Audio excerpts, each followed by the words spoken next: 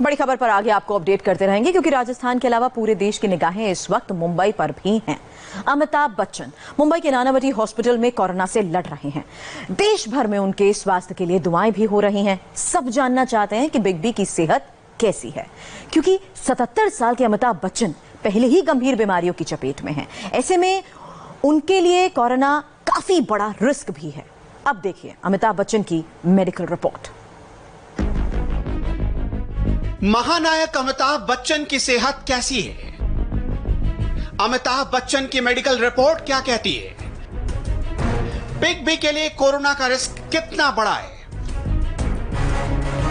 अमिताभ बच्चन को corona detect हुए 24 घंटे से ज्यादा वक्त गुजर चुका है। वो मुंबई के नानावटी अस्पताल में डॉक्टरों की निगरानी में और उनका इलाज किया जा रहा है, लेकिन हर कोई जानना चाहता है कि अब उनकी हालत कैसी है।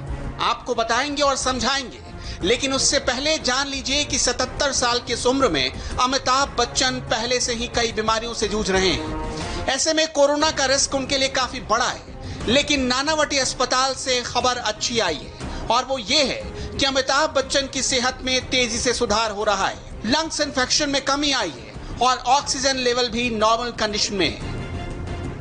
इससे पहले कल रात अचानक अमिताभ बच्चन के फेफड़ों में कफ जमा हो गया था।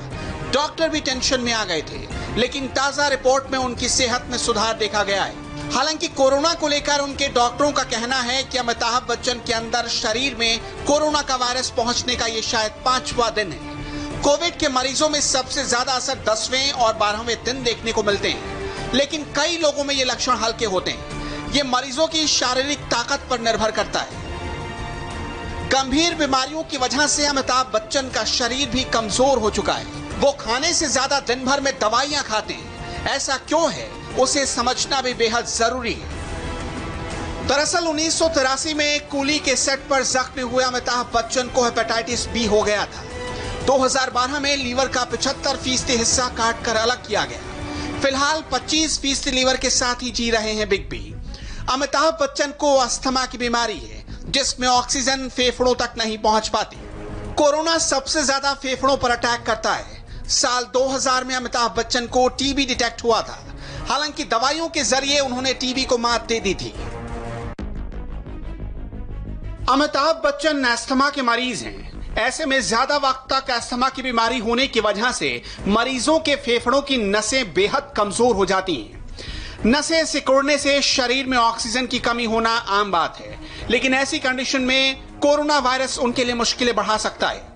अमिताभ बच्चन के लिए इस वक्त कुछ इसी तरह की मुश्किलें हैं, इसलिए उनका ऑक्सीजन लेवल सामान्य रखना बेहद जरूरी है।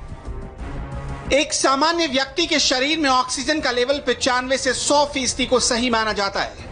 95% से कम ऑक्सीजन को सामान्य से कम श्रेणी में रखा जाता है।